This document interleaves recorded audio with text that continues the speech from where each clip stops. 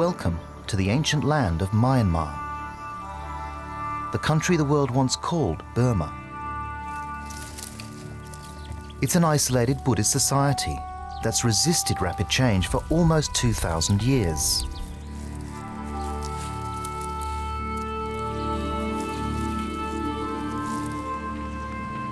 Here the people live as they have done for centuries, following a spiritual path, seeking modesty, respect for elders, and beauty in all things. The essence of their national spirit, the people here call Bamasan Chin.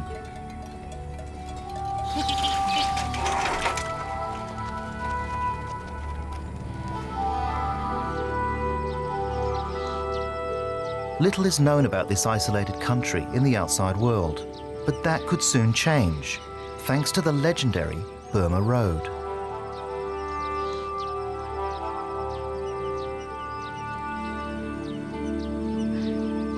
Work has begun to rebuild the famous highway and connect Myanmar to the 21st century.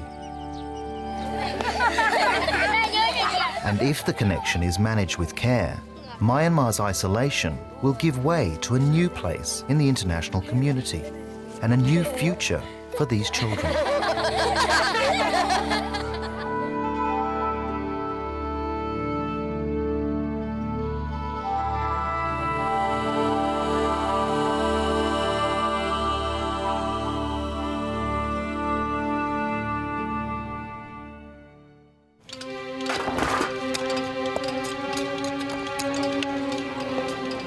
This is the story of how this stretch of Burma Road, being rebuilt by hand, could help take an almost medieval society into the future. When it's finished, it'll pass through some of the great untouched wilderness areas still left in Asia. A giant nature reserve, one of the largest on Earth. Massive rivers, still free of destructive pollution.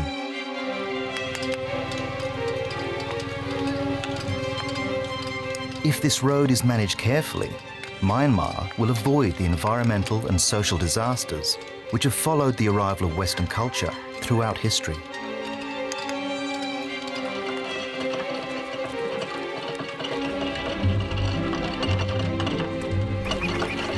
But it all depends on what happens here, along the Burma Road.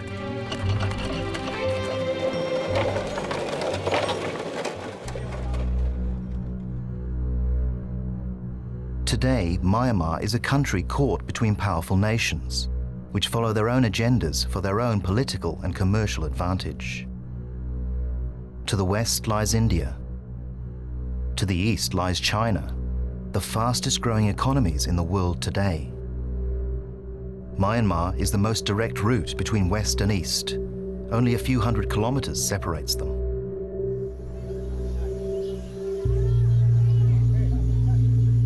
But today, its remote valleys are a hindrance to trade worth billions every year.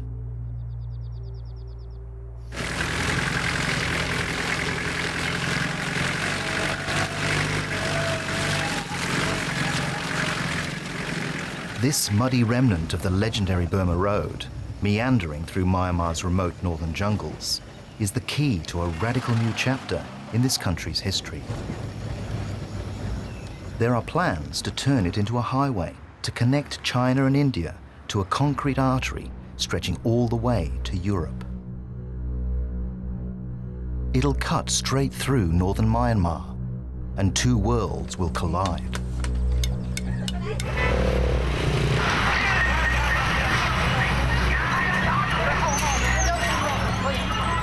This is one of them, China in the 21st century, ambitious, commercial, and voracious. And just 200 kilometers away, there's the other, northern Myanmar, an almost medieval society.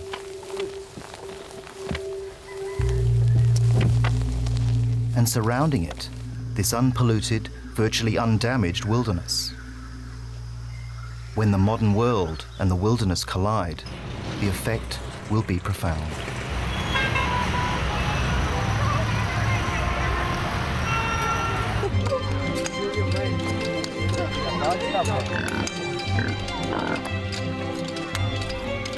At this pace, the new Burma Road will be a long time coming. But the government of Myanmar is in no hurry to speed up the process.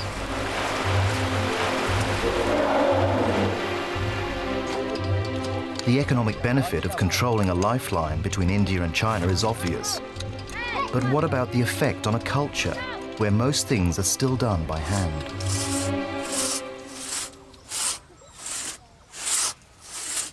And how much will it cost to protect this vast wilderness, which is the natural heart of northern Myanmar?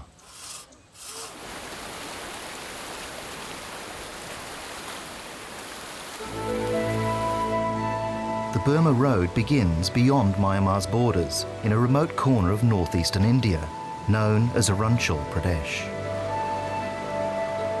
Here, more than 60 years ago, young men barely in their 20s came from China, India, the US and Europe to fight against the Japanese.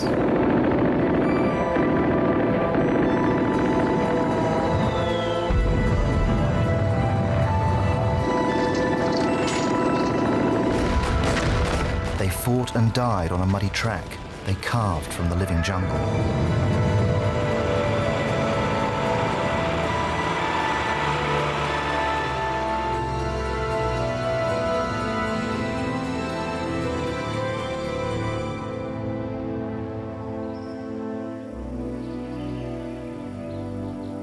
These gravestones, buried in the remote jungles of northeastern India, are all that mark their passing.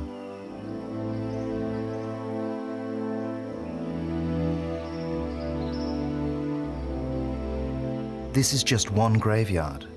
Many others lie undiscovered in the deep jungle, a generation lost, while their ghosts flicker on film, the black and white memory of war.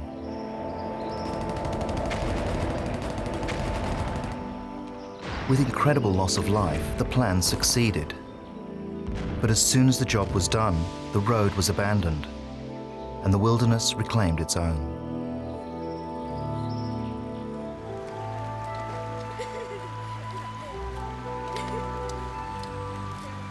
Today, the tanks and transports are not even a distant memory.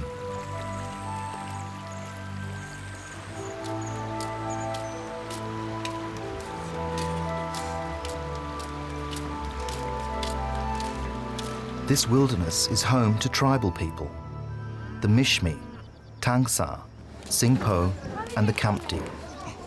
All have relied for centuries on the wealth of the forests for their livelihood.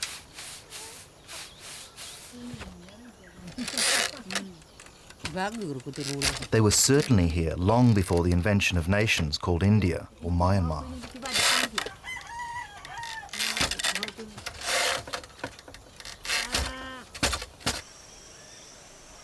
These remote jungle valleys, teeming with wildlife, have always sustained the tribal people.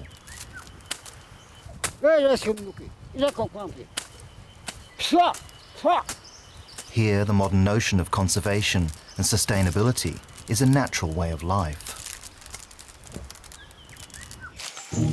But ironically, that natural way of life has been the cause of constant violence along this remote border with India.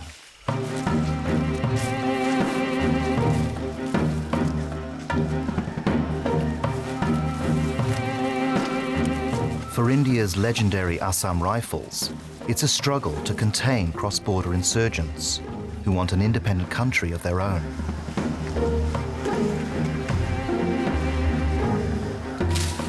The tribes believe they have the right to hunt and trade through their traditional lands.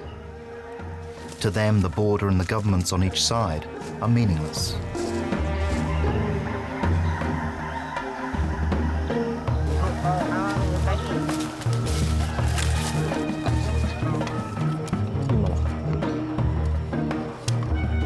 But the sporadic fighting and killing means economic disaster.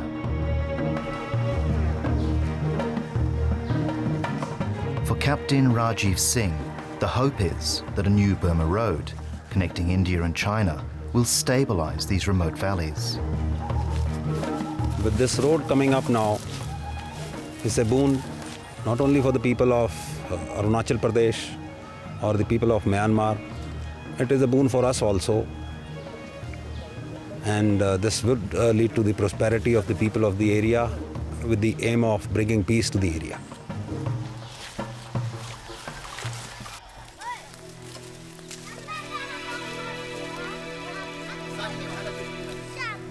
And if the new Burma Road does bring new prosperity, it could help tribes here on the Indian side of the border avoid a major environmental crisis.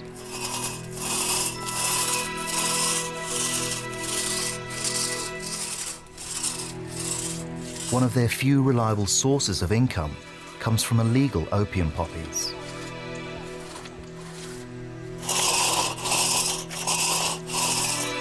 So they're destroying hundreds of hectares of pristine rainforest to plant new fields.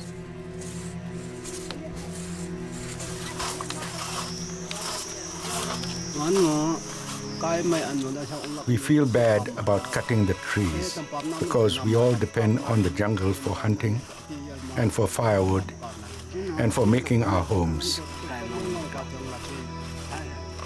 But to get more money, we need the fields for growing poppies.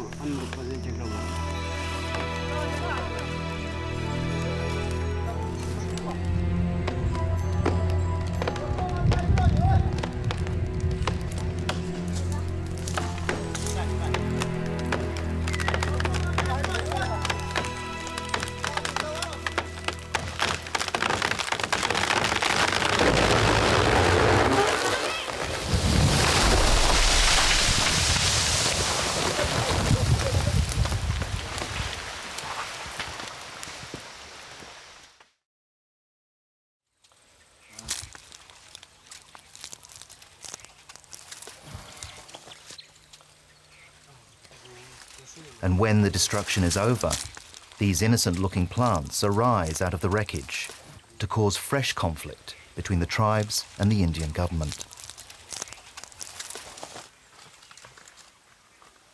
Myanmar has virtually wiped out opium cultivation in its northwest border areas. But here in India, the authorities still struggle with eradication.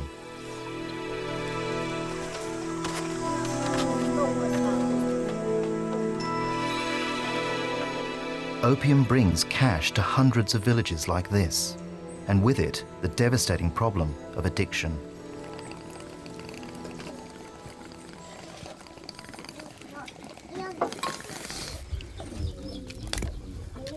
The people are anxious to remove opium from their lives. The destructive effect across the generations is obvious. It's bad for everyone, from grandfather to grandson.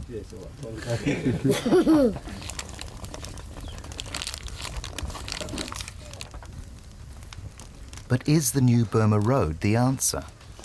Will it bring jobs and prosperity?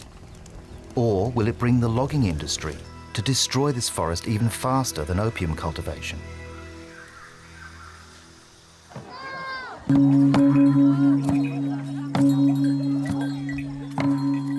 In the remote villages, they want the new road because it will open their forest valleys to the outside world.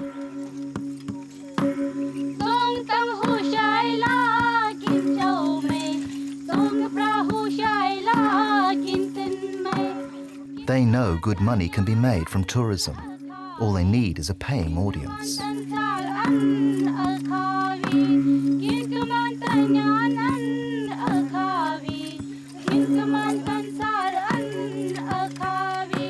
One single backpacker from the West, spending just $50 for a few nights, could feed a family for 2 weeks.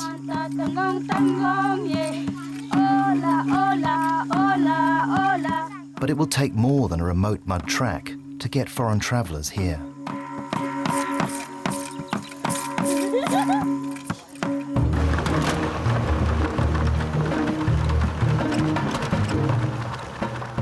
This is the Burma Road linking India and China today.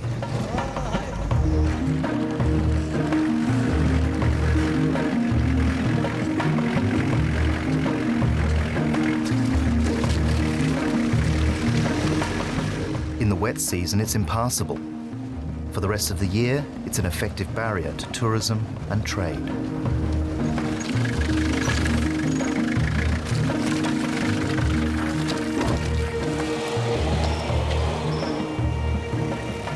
coming months, the Indians will pave this road all the way to the top of the pass.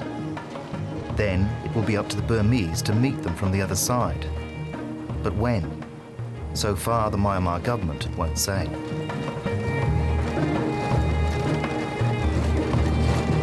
Today, the border is permanently closed to outsiders. There is no way to cross, unless you're a minister from the Arunachal Pradesh government. Today, the Pangsu Pass expedition is to bring Burma Road into the limelight so that the people, important people in both the countries, make a decision to open up this Burma Road very soon. Minister Sentong Sena is a tireless champion of the new road. He sees it as a source of economic salvation for the remote Indian province he governs. For just a few hours, the border has been opened and the troops wave the minister's convoy through. He's here today on a public relations tour in the hope that this small journey will lead to a giant step between Burma and India.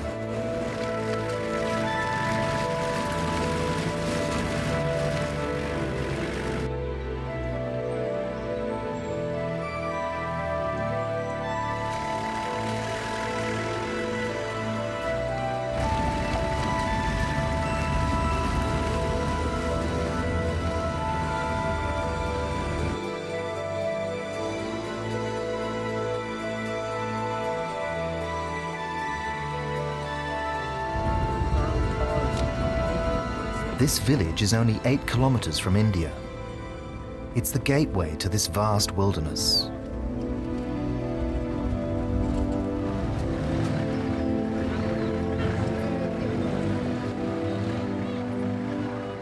The minister does his best to talk up the new road, but with no sign of any Myanmar government officials, he's speaking mostly to his own team. The future for Arunachal Pradesh, we are surrounded by international borders. And if this road is open, the suffocation or the blockade, the bottleneck will open. But that can't happen until the Myanmar government agrees. And so far, its intentions remain a mystery. But despite the silence, progress is happening on the new road, although it's slow progress indeed. Beyond the wilderness of Pangsau, the muddy track drops out of the mountains into northern Myanmar, where work continues on the new Burma Road.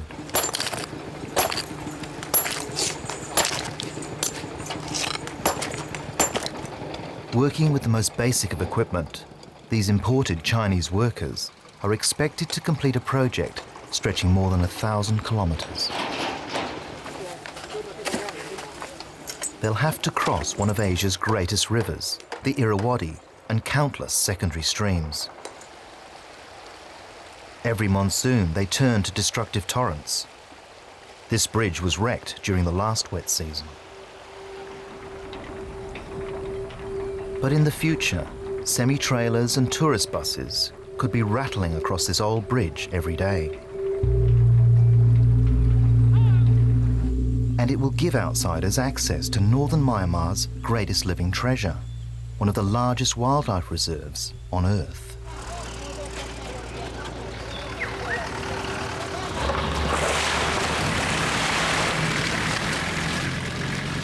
Here, the road enters the Hukaung Valley, a vast tiger reserve.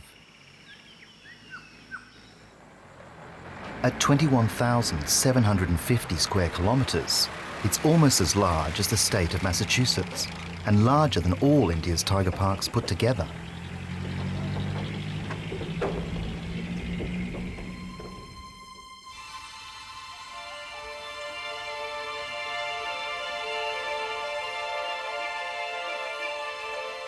It's teeming with wildlife, most of it rarely seen.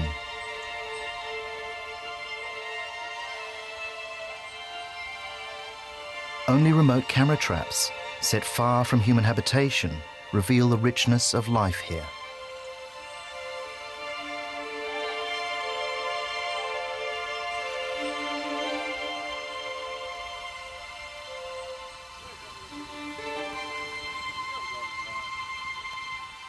This huge wilderness includes many small villages and several competing tribes of forest hunters.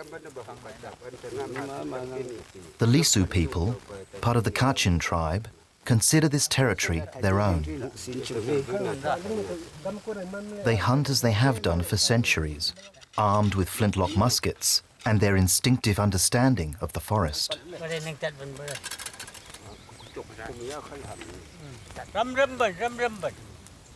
These men are using animism, or nature worship, to divine the intention of the animals they want to hunt.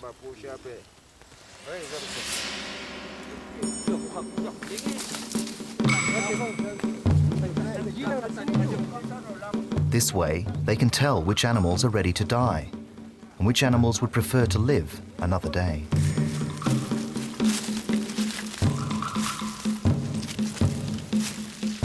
Tigers are their main quarry. The Chinese on Myanmar's eastern border still crave tiger parts as medicine. It's a tradition that goes back thousands of years.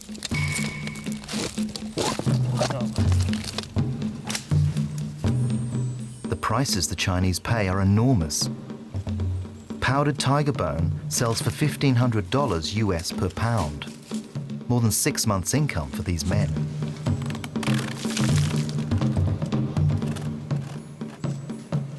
Like all the competing tribes here, the Lisu's hunger for income makes them virtual outlaws on their own land.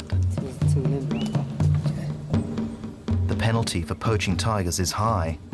Long prison sentences wait for them if they're caught.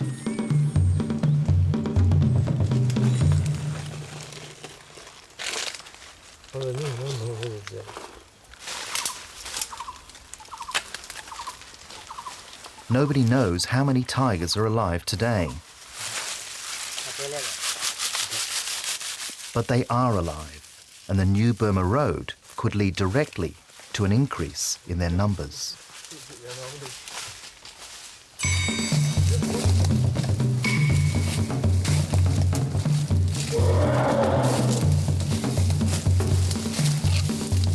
The government of Myanmar wants tigers living and breeding in these forests. The potential they have to attract the foreign tourist dollar is enormous.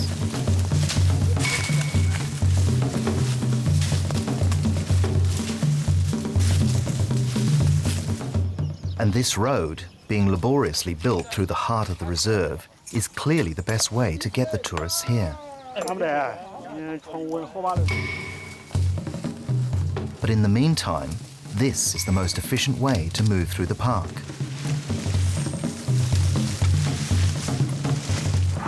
Armed rangers conduct long elephant patrols through the trackless jungles in search of the tribal poachers.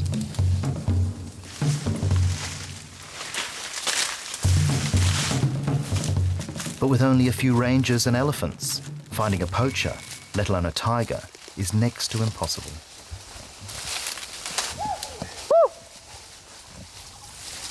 This is Ranger Chang Krishna. If the tigers are wiped out by the Lisu and the other forest dwellers, the park will lose much of its purpose. So as far as he's concerned, the sooner the new Burma Road gets here, the better. When it rains, traveling is difficult because of the numerous ditches and creeks everywhere. And they also make it difficult to send in and receive reports. I've never met a tiger, never been successful with camera traps. We only get reports from the people who have seen them. I've never seen a tiger myself.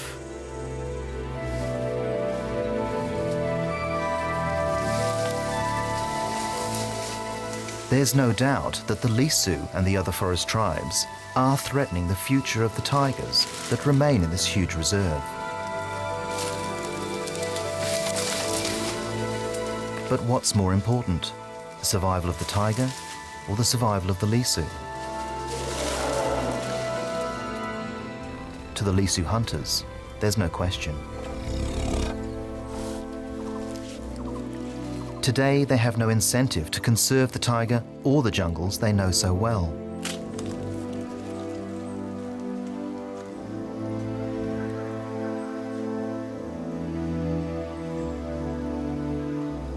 If income came from tourism, it might be a different story. Instead of tracking for the kill, the Lisu could be guiding foreign tourists with digital cameras. It works well in the giant game reserves in Africa. Former poachers make the best rangers and tourist guides. If it works in Africa, why not in northern Myanmar?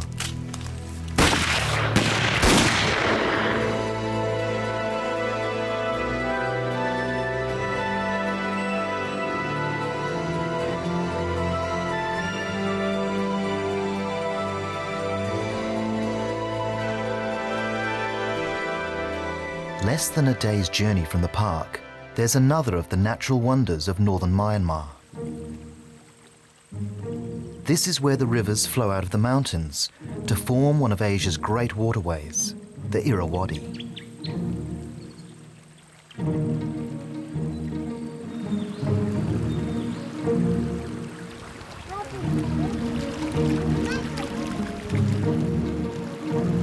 Alluvial gold has washed down this river for millennia.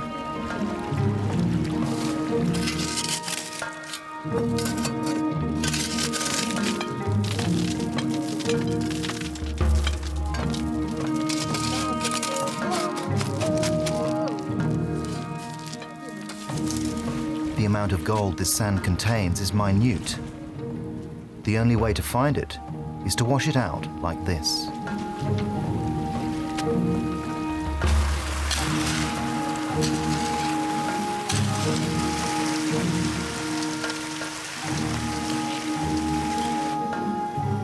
To collect the tiny specks of gold, the people add mercury to their pans.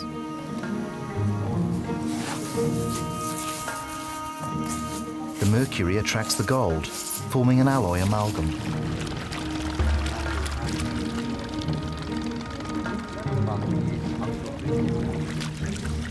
The sand is washed away, and after hours of labor, they're left with this, a tiny lump of gold bound by mercury. The problem is that the excess mercury washes into the river, and this is the result. The mercury poisons fish, and sometimes the people who feed on them, all the way downstream. It's clearly a problem, but so far it's a long way from a major environmental disaster. And if alluvial mining is carefully controlled, there's no reason why it should become a disaster in the future.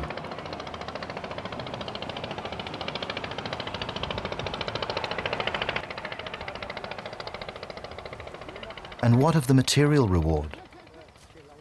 Well, for Yam Chalai, it's enormous.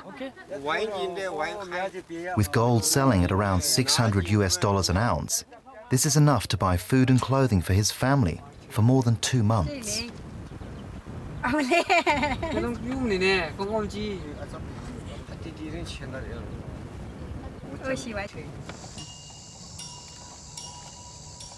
In the long term, the Myanmar government will have to decide if it wants revenue from gold or revenue from a pristine river system.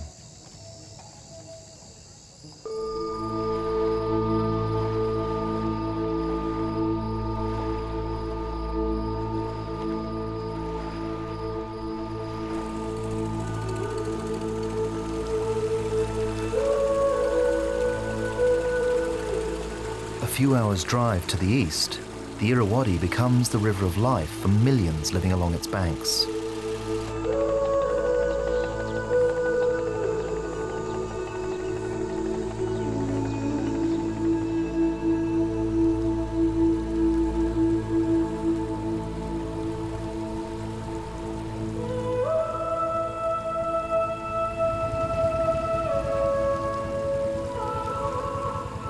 And this man, and many like him, are an important key to what happens to this undamaged environment in the future.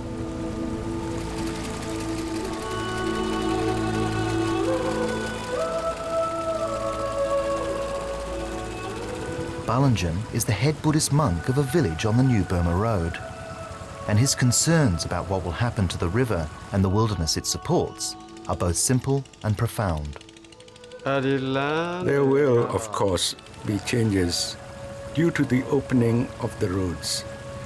These will include changes in the ideas, opinions, and views of the people. I hold that people in the old days, notwithstanding what others may say about their low standard of living, but the people in former days suffered less from greed and anger, and therefore enjoyed peace of mind.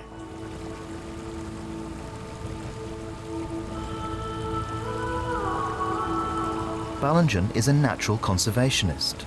He wants to preserve the old ways from a simpler time.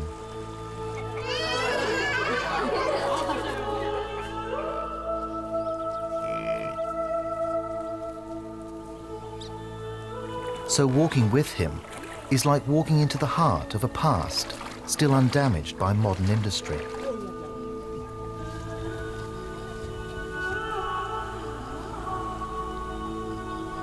Like the footsteps of the Buddha himself, the pace here is still natural and restrained, just as it has been for almost 2,000 years.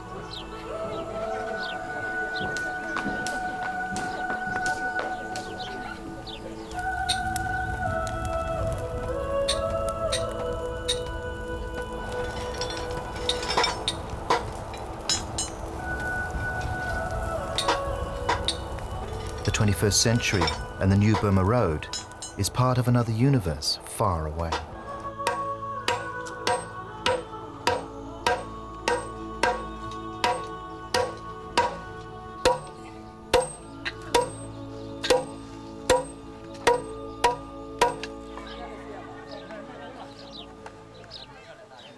When I listen to the news, it seems at times there are problems in every part of the world.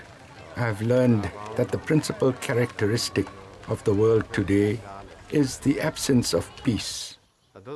When I hear these things, I wish for peace, not only for my country, but for the whole world as well.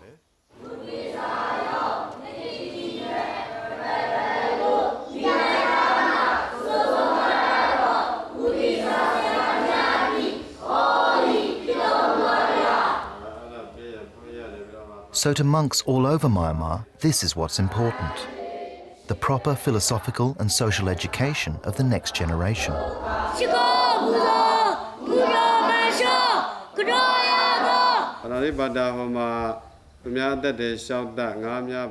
Balanjan is a tireless conservationist, protecting his young charges from the polluting effect of greed. When these children truly understand the principles of Buddhism, the hope is that they'll have the inner strength to manage the changes the new Burma Road and its semi-trailers might bring.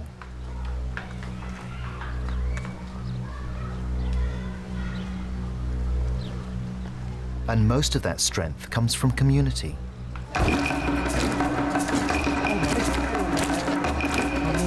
One of the village elders has died, and everyone contributes to preparing food to honor his passing.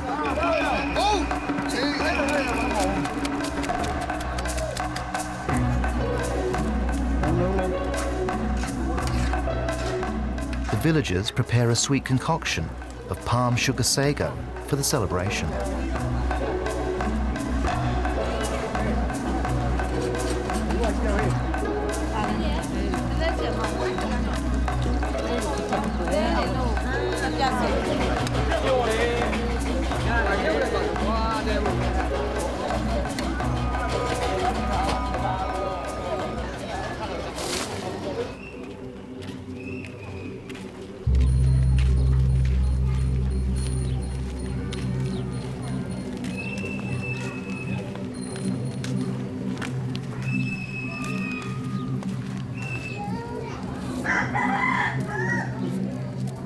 Many small villages like this have a permanent monastery and several monks.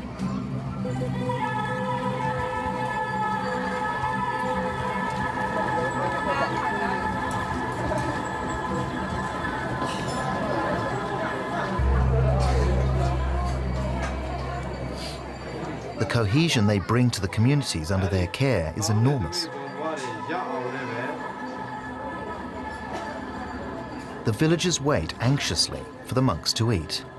If they enjoy the meal, it will be an auspicious event for the whole village.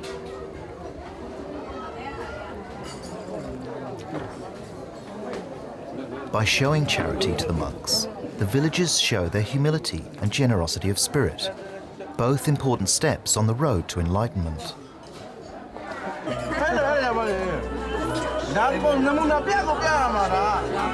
Now it's the villagers' turn. This is village life as it has been for over 2,000 years.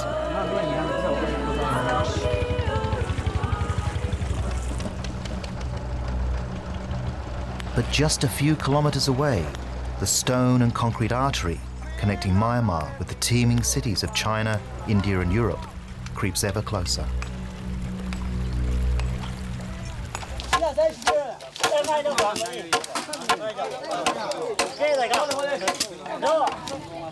The ancient ways of sustainable living still dominate life along the river.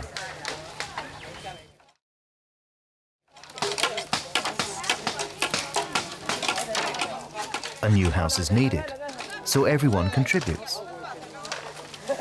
Using little more than bamboo and grass collected from the forest, the people build a new house in hours.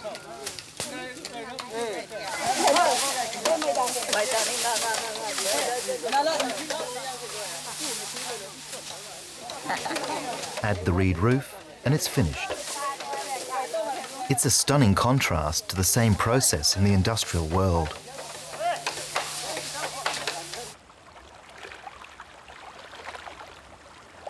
The challenge for the people of Myanmar is to hold on to their sustainable ways and still give their children the economic advantages a new Burma Road could bring.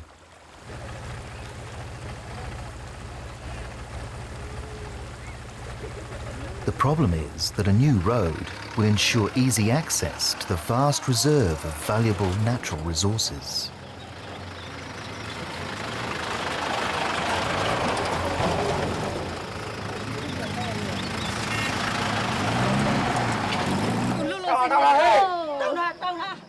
And today, one of the easiest and most profitable ways to access ready cash is by selling timber.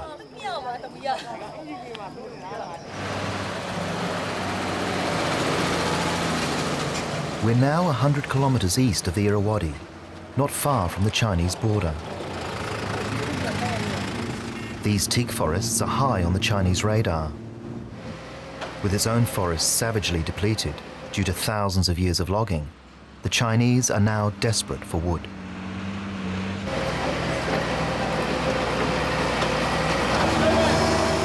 The Chinese government banned logging in their own country in 1998 because of severe environmental damage.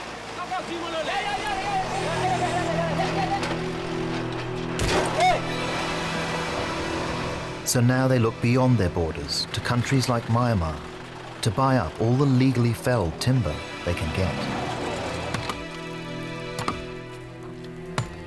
But unscrupulous loggers are ready to supply the insatiable global appetite for timber. They pay for illegal clear felling.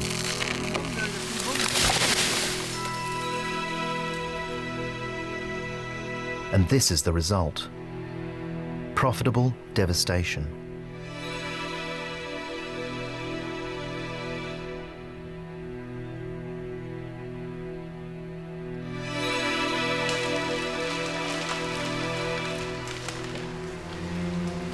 This is how forests have been cleared in Myanmar for centuries, and this is how they could still be cleared today.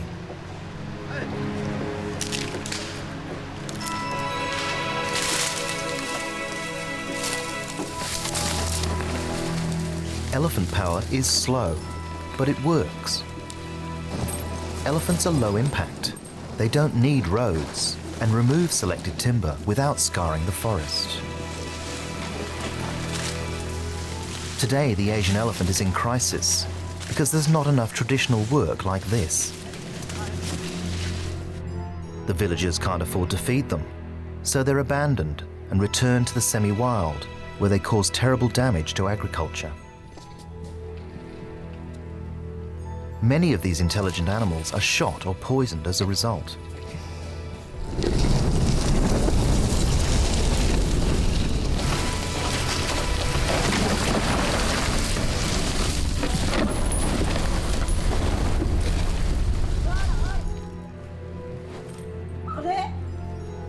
this could be an alternative. Imagine elephant power like this on a grand scale. Hundreds of elephants harvesting timber in a sustainable way.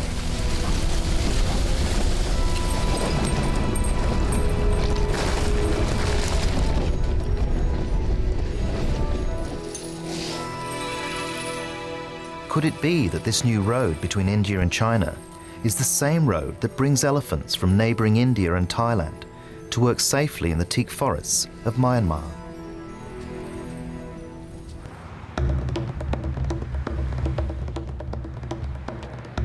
The alternative to a sustainable future lies on the other side of this bridge, where the Burma Road crosses into China.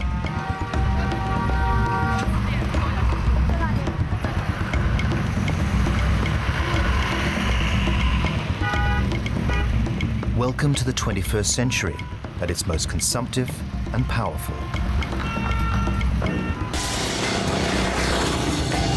The difference between life on these streets and life in the countryside a few kilometers away in northern Myanmar is extraordinary.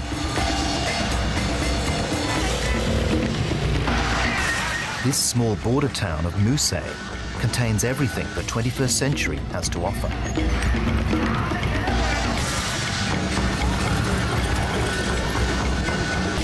But it pales in significance when compared to Kunming, the geographical end of the original Burma Road, only 5 or 6 hours drive further east. Capital of China's Yunnan province, it's home to 8 million people, about a fifth of Myanmar's entire population.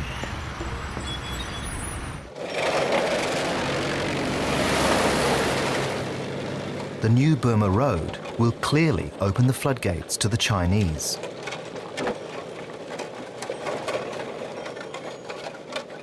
But does it have to damage this gentle Buddhist society?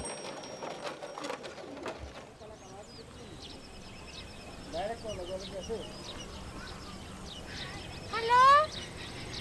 Hello?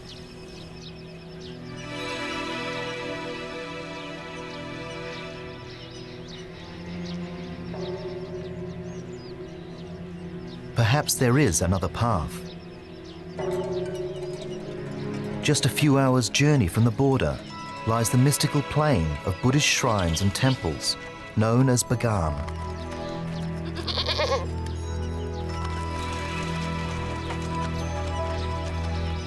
It's a symbolic doorway to the unpolluted rivers and undamaged wilderness of a country moving at a very different pace to China.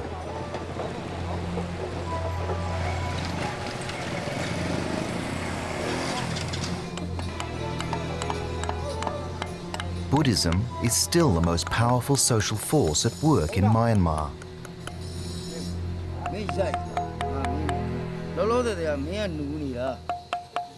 It's more than a philosophy or a religion. It's a practical way of living.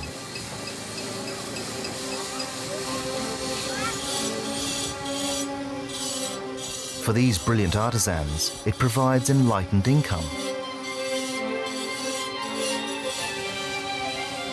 This is mass production at a Buddhist pace.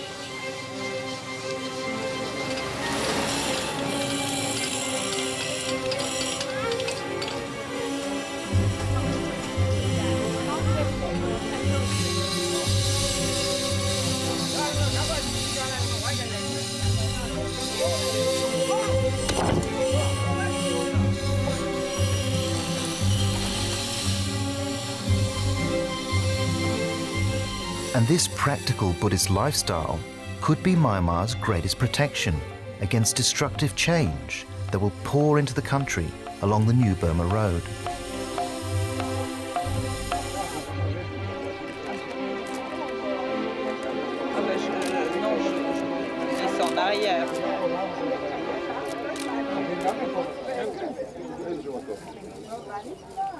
The plain at Bagan already attracts foreign tourists in their thousands. But access is carefully limited and tourist numbers are carefully controlled.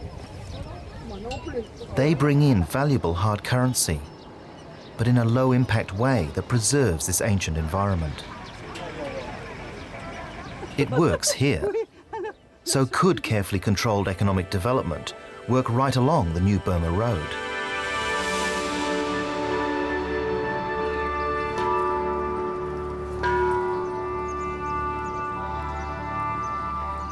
All levels of Myanmar society, from the ordinary workers to the most powerful political figures, believe this is where the true spirit of their country lies.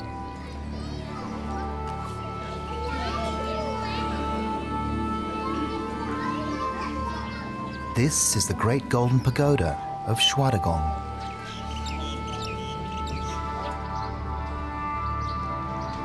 It's said that hair from the Buddha's head is buried beneath these acres of gold.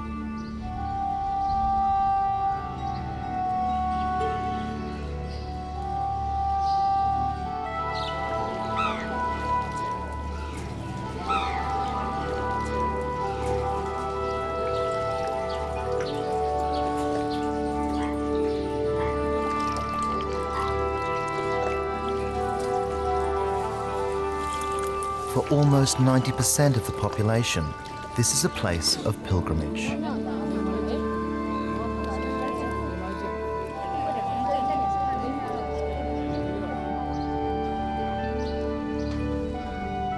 For every devout person in Myanmar, the Great Pagoda is the embodiment of their heart, their Bamasan Chin.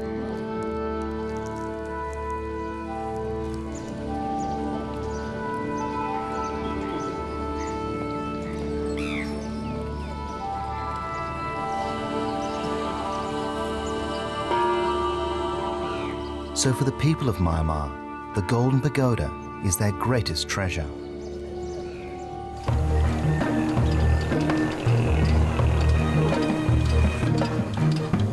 But it will take political will and perhaps help from the outside world to make sure the new Burma Road doesn't lead to the destruction of a treasure even more valuable. If it's managed properly, this new road could help provide a strong economic future without damaging one of the last great natural wilderness areas in Asia. The new Burma Road could open up Myanmar to sustainable economic development and bring in international aid to help protect Asia's last great river system that's still running clear and pollution-free.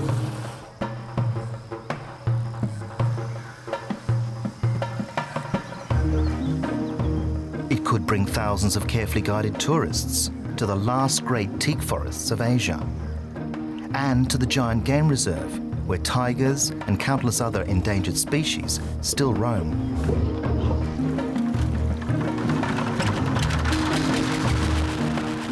It could give access to international wildlife agencies willing to spend millions to help Myanmar protect its natural wealth. A road is just a road, but it could also be a pathway to a secure and sustainable future for a new generation.